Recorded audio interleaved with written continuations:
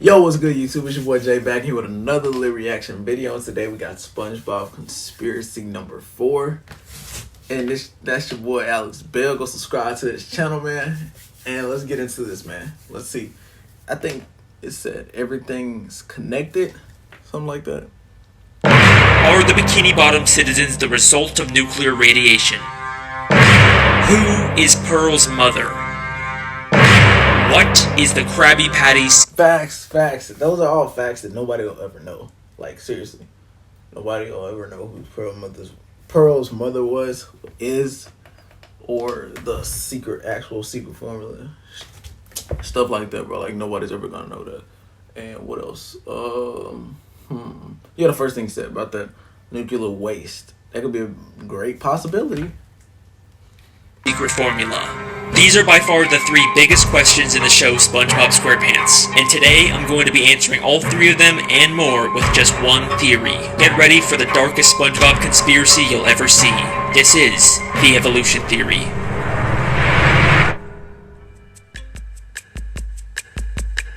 We're back with another SpongeBob conspiracy. Guess I'm the SpongeBob guy now. That's all I make. You guys sure love these SpongeBob theories. Alex Bale out with another video. Facts. People love those. No, the makers of SpongeBob interfere to put in their own message to brainwash you people. Squilliam sends the doctor in. He's not really a doctor. He's just trying to infiltrate that little round thing on his head there. Oh my god, thank God for Alex Bale. Look at that. He's helping me prove my point. You know what? That is awesome. Maybe some of you love them a little too much. You know, I got other videos, right? I make films and stuff too. Anyone want to watch those? Anyways, by far the most popular SpongeBob theory out there is the Bikini Atoll. Bro, his videos, shout out to Alex Bale, man. He's really inspirational because, bro, he gets a meal on every video. I can't lie, I really do love these SpongeBob videos, and you guys recommend them to me in the comments, so obviously you guys like them too. Man, shout out to Alex Bale. You see this, bro, keep going, keep staying on the grind, and keep making these videos so I can react to them, man. Nuclear radiation theory. It's pretty simple. It's been confirmed that Bikini Bottom is actually beneath a real-life place called Bikini Atoll. From 1946 to 1958, the United States did nuclear tests there, devastating the area and leaving it radioactive even to this day. The theory states that the reason why the citizens of Bikini Bottom can talk and have formed advanced societies is because of mutations caused by these nuclear tests. And that's about the whole theory. Even though there's tons and tons of videos about it, none of them actually go in depth with it or really look through the show for evidence, but y'all know that if Alex Bale is making a theory on it, then it's not going to be some baby surface level analysis. I will watch every single episode of SpongeBob. I will read every page of the goddamn Wikipedia. If I'm making a theory on it, then you guys know it's going to be good. And once I really started looking into this theory, I realized that there is so much more here than anyone thinks. Get ready, because today we're going to be solving the biggest mysteries in the history of SpongeBob SquarePants and changing the way you look at the entire show. So without further ado, let's begin the theory.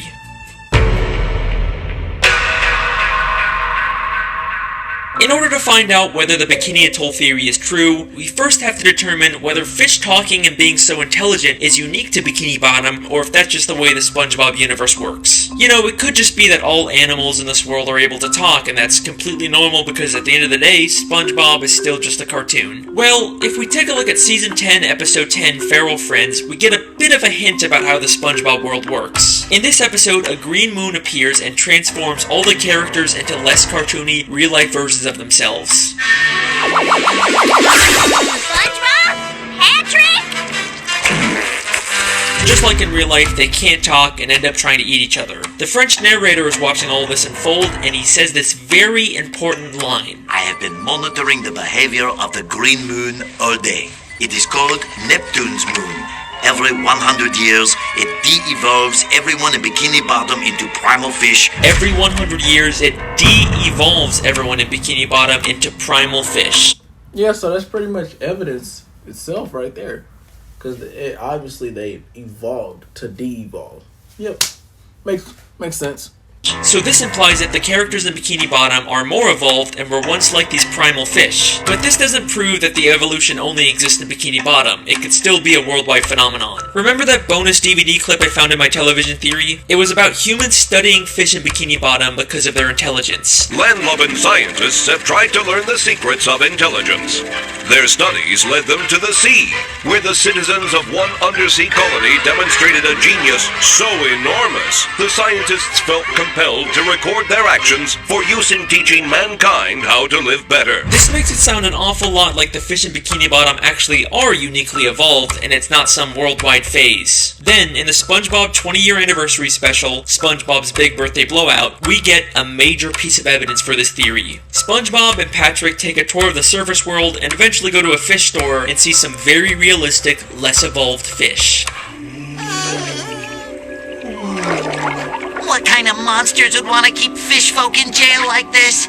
They're so beautiful. They can't talk back to SpongeBob and Patrick, and they're actually able to swim freely through the water instead of being affected by gravity. They are clearly showing us that both evolved and primitive fish exist in this universe at the same time. Now, sometimes we've seen Bikini Bottom characters represented as realistic fish like this, but only when they're out of water, never while they're still in water like these fish. We even see this again in the beginning of the third SpongeBob movie, Sponge on the Run. The movie opens with a coral reef full of these realistic primal fish, but eventually we get to Bikini Bottom where the more evolved fish live. So there you go, direct proof that the citizens of Bikini Bottom are uniquely evolved. This is a very deliberate world-building choice for the creators to make. So I guess that kind of confirms the Bikini Atoll theory. Theory confirmed! We did it! Woo! Well, let's hold on for a second. As much as I'd love to call this theory... Okay, man, y'all should have already known this is an Alex Bell video. It's not over yet.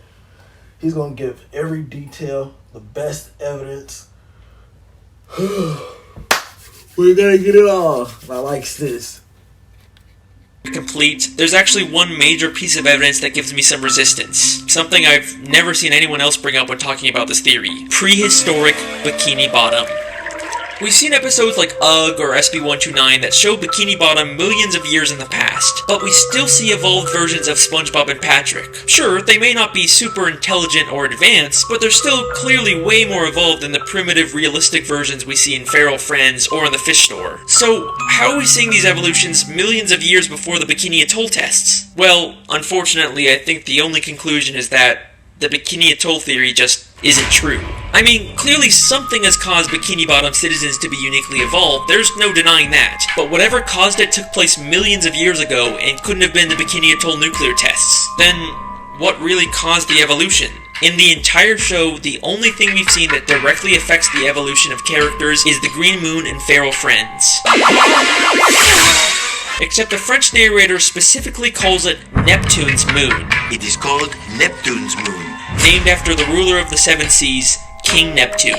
King Neptune is a character who's been around since the beginning of the sea. He's a character who the Bikini Bottom citizens view as their god, and he's a character who has the ability to change fish into other forms. What the? Oops. King Neptune... Wait a minute, so what... I don't know if this is where he's going with this, but it sounds pretty accurate.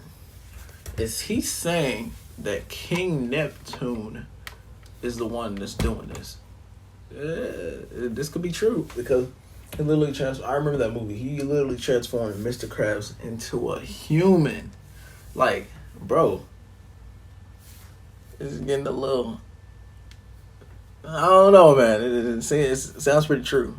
Used his magic to turn the fish of the sea into more evolved subjects for him to rule over. He's the one who's been behind it all this time. Now, I could spend this entire video talking about King Neptune. Bro, I knew it. I didn't know that exactly, but I knew Neptune. After they said, the first time they said that moon stuff, I kept thinking in my head, Neptune's moon. I knew he had to be behind it. And his weird continuity and contradictions in the show, but I'll save that for another theory. What I'd much rather talk about are the implications of having evolved and primitive fish coexisting in the sea. Now, we know that this evolution isn't specific to just Bikini Bottom. We've seen different cities and places far across the ocean that still have talking fish, which makes sense because the marine life in Bikini Bottom has evolved to resemble humans, so it's no surprise that just like humans, they've expanded beyond Bikini Bottom and colonized other areas of the sea. But now, I have an interesting question for you. What is the relationship between evolved fish and primitive unevolved fish? Well, they probably just peacefully coexist in the sea without bothering each other. You know, just like real-life humans and animals. Wait a second.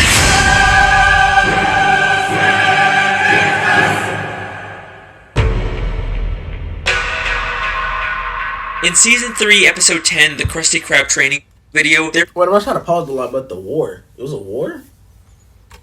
there's this hilarious, absurd moment when they're talking about Mr. Krabs. After the war, Krabs stayed secluded in a deep depression that seemed endless. Like, what war happened in Bikini Bottom? They just tell us this and then completely drop it. But with this new context, is it possible that Krabs fought in a war against these primitive, wild fish of the sea? I mean, let's remember in Feral Friends, some of those de-evolved fish were massive compared to the evolved fish, and they immediately started attacking each other. The battle for the survival of the fittest rages on in the animal kingdom. So yeah, in order for the Bikini Bottom citizens to survive and expand, they would probably break into some kind of war. And from the sounds of it, this war must have been pretty brutal to put Mr. Krabs into such a deep depression. But I'm getting ahead of myself. Is there actually any evidence that proves the war Mr. Krabs fought in was specifically this evolutionary war? Well, through the few flashbacks we get, we know that Mr. Krabs served in the Navy. And yes, they were sailing ships on an ocean, even though they're already underwater. This is actually a real-life phenomenon where certain parts of the sea can have a higher I never got that though. level of salinity, and it looks like an underwater ocean. Shout out Miss Parks, my high school marine biology teacher. We also know from maps of Bikini Bottom that the town is surrounded by this underwater ocean. So that places Mr. Krabs' war outside of Bikini Bottom where this evolutionary war would have to take place. Then if we take a look at Mr. Krabs' home, we see it is full of memorabilia from his past days in the Navy. But hidden within here is something that will absolutely blow your mind and answer one of the biggest questions in the show. Hanging there on his wall is a picture of a massive whale next to a ship. You don't think that could be... No, it can't be. Pearl's mother? I had a feeling. Yeah, I had a feeling. So, basically, I'm just guessing here before we actually hear the actual theory. I'm gonna say this. Okay. Mr. Krabs, while he was fighting that war, he fell in love with a female whale. Basically. And that's all there is to it. Should be. Pearl is Mr. Krabs' whale daughter. The show never really explains how a crab can be the father of a whale, but most people just assume she was adopted. People have been speculating about who Pearl's biological mother is for years, and I think we finally just found our answer. We see 2 photos of this whale on a ship in Season 3, Episode 9, just 1 episode before we find out Mr. Krabs fought in a war. Since this is among all of Mr. Krabs' Navy stuff, I think we can assume that this is something he encountered and not just some random picture of a whale on a ship above the ocean. The whale is massive compared to the ship. We've seen adult whales in Bikini Bottom before, but they are nothing compared to the size of this whale. This has a much closer resemblance to Pearl when she de-evolved in Feral Friends and became massive. So this has to be an unevolved primitive whale, and the picture clearly shows them fighting. Not only does this prove that there was a war between evolved and primitive fish, but Mr. Krabs definitely fought in it. But this also implies something very dark. Mr. Krabs killed Pearl's mother.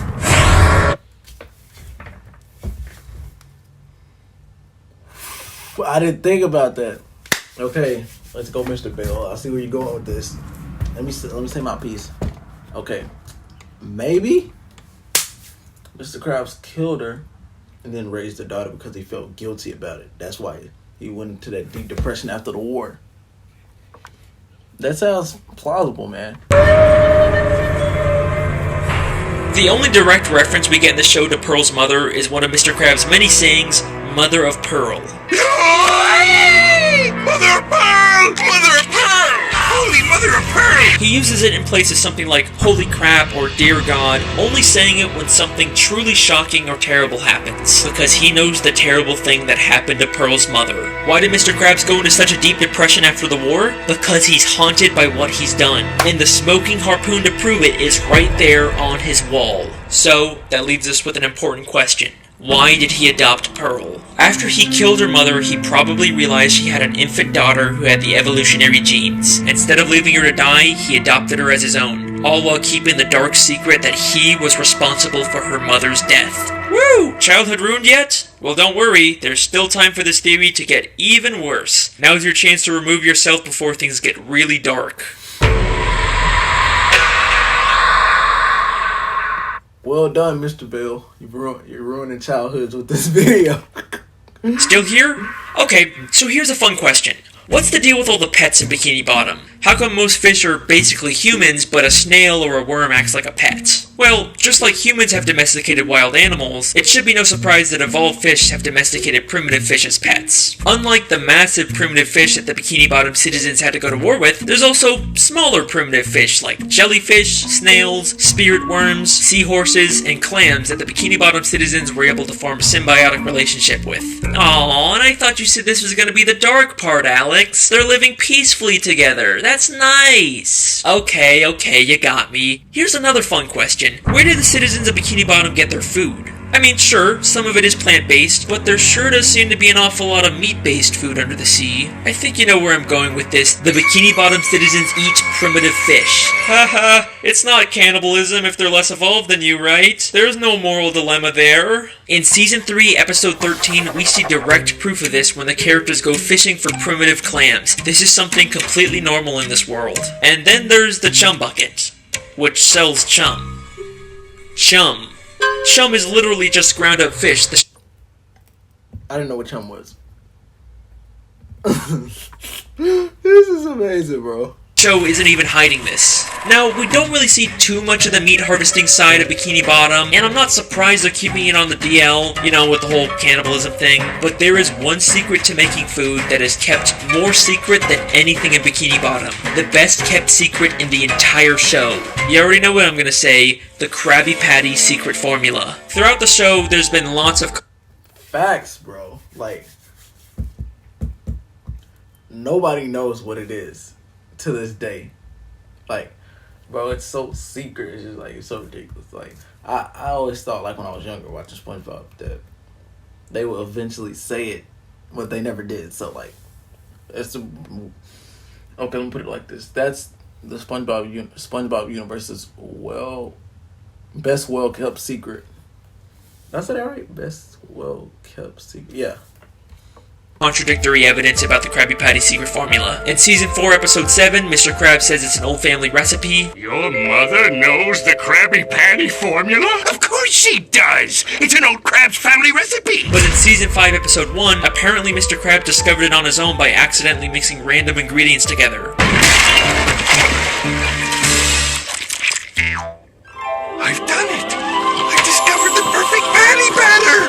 Sometimes it's a secret formula, sometimes it's a book, sometimes it's a secret sauce, and any glimpse we get of the formula is just random nonsense. There is a ton of contradictory evidence out there, but I think this might all be intentional. In order to throw people off, Mr. Krabs has spread misinformation about the Krabby Patty formula. In fact, he's already done this in Season 3, Episode 18, by hiding a fake formula for Plankton to find that says he's the secret ingredient. Mixed together with the most important ingredient of all, 4 heaping pounds of That was hilarious, bro. freshly ground plankton. Dropped my phone for a second. Oh, let's set this back up.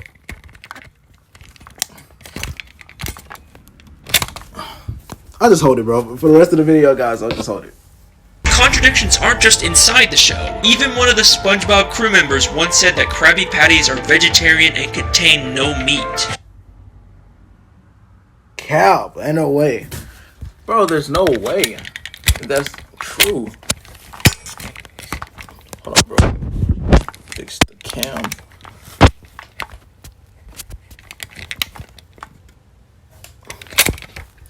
Oh my god, guys. Can I get this right? I gotta buy a new freaking ring light. Bro. I've always been a little suspicious about what the creators say. They've also said that they're not allowed to show fish as food, except they clearly do with chum, clam fishing, and all the many, many gags where fish turn into food. It's almost like facts. Like they're not allowed by Nickelodeon to publicly acknowledge this because that could create a controversy, but they could still sneak this dark secret into the show. So, what is the true secret ingredient? Where does the meat really come from? It's strange, we never really see Mr. Krabs get the meat delivered, or at least go out himself to get it. It's almost like he has all the meat he needs stockpiled somewhere. What primitive meat can Mr. Krabs have access to? Maybe he's been holding on to something from the war. What could Mr. Krabs have killed during the war? Don't tell me it's Pearl's mom. Please don't say that. Please don't say that, bro, because it's like, man. I think it's gonna be Pearl's mom, bro. Like, man. That he doesn't want anyone to find out about. Something big enough to supply him with meat for years without needing more. What could that be? You already know, bro. Stop it. I already know where he was going with this. You really gonna make me say it? I know what he's about to say, bro. Mr. Krabs is using I knew it, bro. Stop it. Alex Bell, you need to be stopped for this clownery. Keep making these, bro. Keep making. Oh God, bro. Keep making these videos, bro. Like. his dead mother's carcass to make Krabby Patties. Woo! We did it! Yeah, we solved the mystery! We did it! I'm so glad! Season 1, Episode 15, Sleepy Time. Mr. Krabs has a dream that he's on a boat fishing for a massive dollar. This is his memory of killing Pearl's mother, except now all he sees her as is money. And take a guess what name he calls the dollar. Bro, I'm literally about to break my phone. I'm trying to get this thing set up so the video so I can give you guys quality color. What you doing, Mr. Krabs? I'm picking Neptune's bucket! What are you talking about? I'm talking about cold hard flipping cash! It's the mighty movie! Okay, I think I finally. Yep. Okay, guys, we're good. Bro!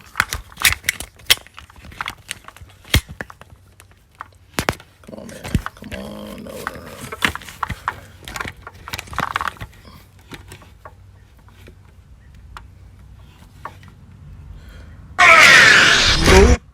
Okay, we're good. Dollar, a direct reference to Moby Dick, a story about hunting a whale. Are you kidding me? And that is the evolution theory. I warned you guys this would be a dark one. The Bikini Atoll theory, King Neptune, Pearl's mother, the Krabby Patty formula, we hit everything It's not over yet. Mr. Bell, stop with the finessing. in this theory. Even if you don't agree with all of it, you gotta admit, a lot of this makes sense. Mr. Bell, you think you're finessing? No, it's not happening, bro. Let me just hold it like this, bro. Like, seriously. Because, like, bro, I'm gonna literally break my phone. I got on freaking Wednesday, I gotta go buy me a new freaking ring light. Seriously, I'm gonna have to. King Krab's aspirations for money and greed have caused him to do terrible, terrible things. At least his love for Pearl seems to be real, so maybe there's some small amount of good in him. And even though Pearl's mother probably provides tons of meat, eventually he's gonna... You gotta be stopped. You're a school, bro. You're literally a school threat right now. A menace to society, bro. What? run out and he'll have to face what he's done. Well, unless, of course, there's another whale he has access to. Nope. Nope. No. Bro, Alex Bale, stop it. I can't believe No. No. Mr. Krabs wouldn't do that. He loves Pearl. He's not just raising her for Krabby Patty meat. You say it? Why did you say this then? Why did you say this then if you don't believe it? Why did you say this? Hold up, bro. Bro, why can't I get... It was so perfect at first, bro. Had the perfect angle. I literally gotta get a new ring light. It's gonna be tweaking now. Okay, I think I got it. Let's go. Even Mr. Krabs isn't that much of a monster. From every side I've ever seen to the sweetest sound I've heard, I'd gladly give up everything for all the money that I've earned. Huh. Well, alrighty then, that's the end of that theory. Just gonna end it here before there's any more dark plot twists. You guys have been insanely supportive with these SpongeBob theories, so I guess I have to make more. I've been your host, Alex Bale. Thanks for watching.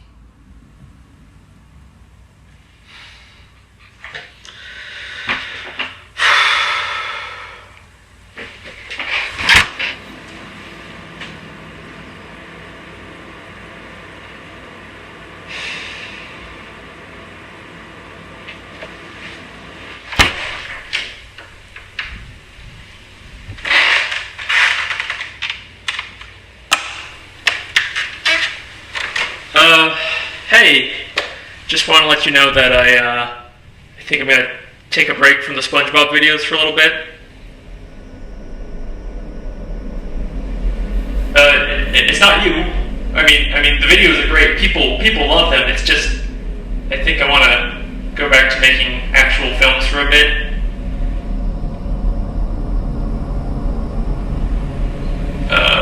Okay then. Thanks for everything. I guess I'll just see you around.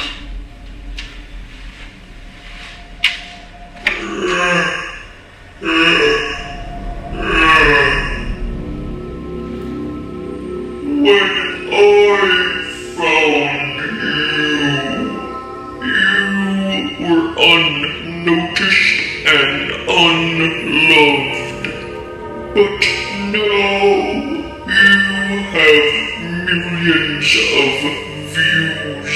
You have sponsors. Why would you forsake them?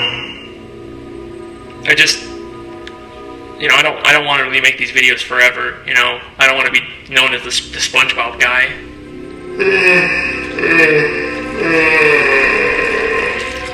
My boy, you really think they will care about your little films? I am your muse. Yo. Bro, come on. This dude is pure comedy. I have given you the gift of knowledge. If you wish to go back to anonymity, then be my guest. But I know who you really are.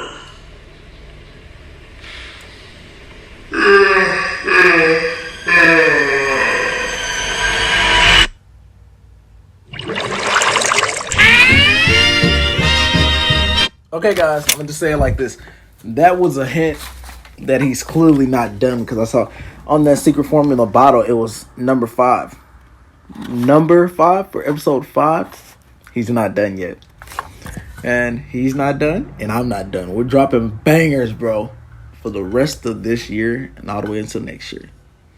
Subscribe to the channel if you're new, and like this video if you're a returning subscriber.